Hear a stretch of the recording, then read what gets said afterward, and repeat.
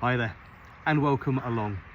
Now this is really difficult for all of us. Most of us want our lavender to last as long as possible out in the garden. We want this beautiful hazy aromatic cloud to last all the way through the summer months. But realistically, as soon as it's reached this point where the ears start to go this lovely grey colour and you notice that the pollinators are starting to leave it alone, you can see no pollinators flying on this lavender hedge now whatsoever. It is time to get in and it's time to actually give it its summer prune. It's really important that you do this nice and early before the plant starts to get too woody and produce too much strong and woody growth.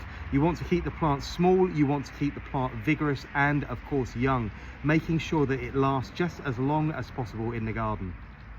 Now, once the ears have gone past this stage, they're really unfortunately no good for creating things like wands or bundles for drawers. If you wanted to, you can cut the heads and you can break them down and place them into bags. But if you cut these and try and dry these now, most of these unfortunately will fall off.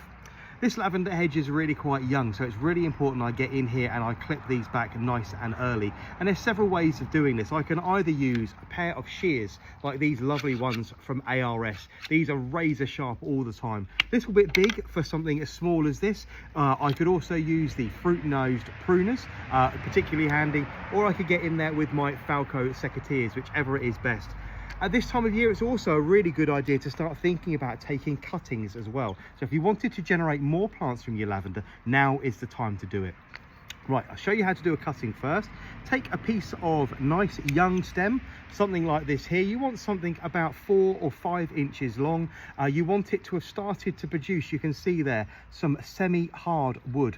We want it to be able to slightly bend, and when you pull the tip down, you want it to kink ever so slightly and spring back up again. So that's the kind of material that we want. Just going to shorten that down by about 1 inch.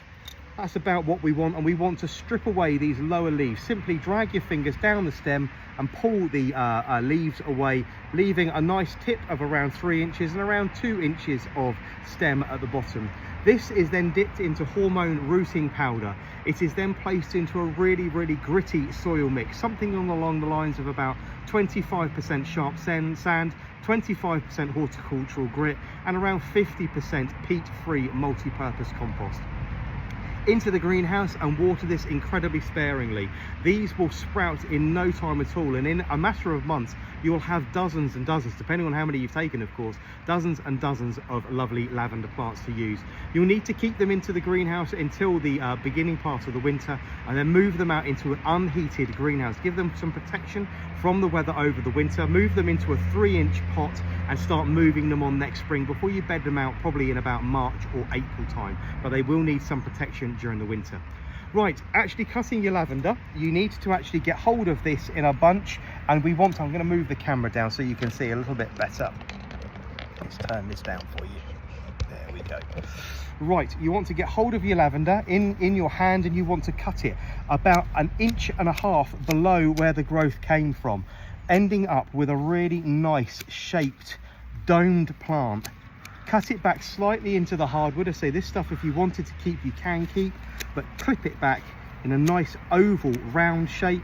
Cut back those nice growth tips if you're not taking those away and using them as cutting material, and your plant should end up looking something along the lines of that. Nice, small and compact.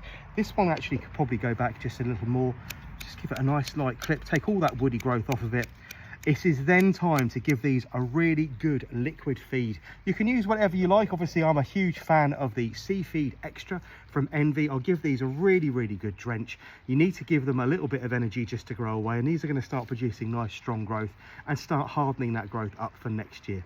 If you have any problems, you have any questions regarding the clipping of lavender, don't hesitate to drop me a comment below. But this lovely hedge is now going to be cut, making a lovely aromatic compost heading off to the compost heap. But I do hope you get out and clip your lavender soon. This will also have a second clipping in very late February into the beginning of March, which once again will thicken and strengthen the plants up, ready for them to produce flowers again this time next year. I'll see you all again very soon. Take care now. Bye bye.